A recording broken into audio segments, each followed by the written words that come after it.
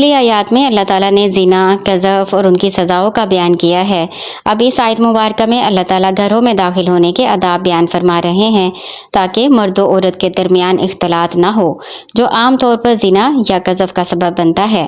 اس آیت مبارکہ میں اللہ تعالیٰ ایمان والوں کو بتا رہے ہیں کہ گھر میں داخل ہونے سے پہلے اجازت لے لینی چاہیے۔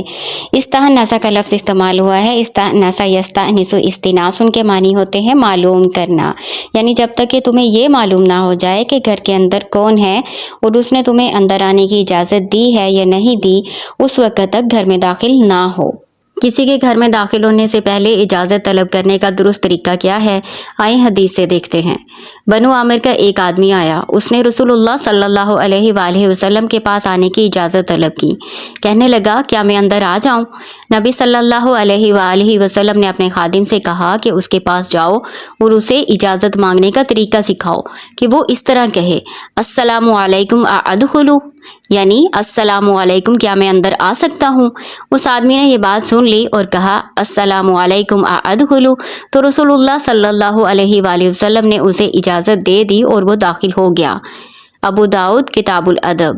اسی طرح آپ صلی اللہ علیہ وآلہ وسلم نے دروازے پر کھڑے ہو کر اندر جھانکنے سے بھی سختی سے منع فرمایا ہے، حتیٰ کہ اگر کسی شخص نے جھانکنے والے کی آنکھ پھوڑ دی تو آپ صلی اللہ علیہ وآلہ وسلم نے فرمایا کہ اس پر کوئی گناہ نہیں۔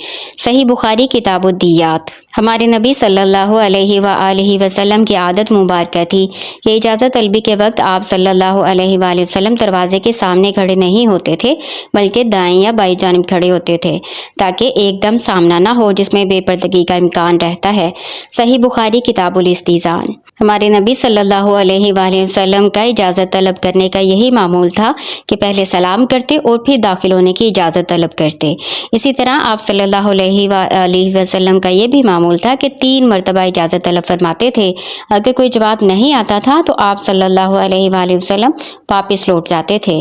کسی کے گھر میں داخل ہونے کا درست طریقہ یہ ہے کہ سب سے پہلے سلام کریں، اندر آنے کی اجازت طلب کریں۔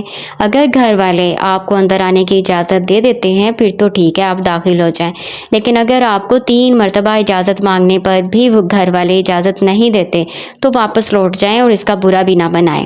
لیکن اگر گھر والے پوچھتے ہیں کہ کون ہے تو اس کے جواب میں آپ نے میں نہیں کہنا، بلکہ اپنا تعارف کروانا ہے، اپنا نام بتانا ہے تاکہ گھر والے آپ کو پہچان کر اجازت دے سکیں۔ اجازت طلب کرتے وقت گھر کے سامنے کھڑے ہو کر اجازت نہیں مانگنی چاہیے، بلکہ دائیں یا بائیں جانب کھڑے ہونا چاہیے تاکہ بد نظری سے محفوظ رہا جا سکے۔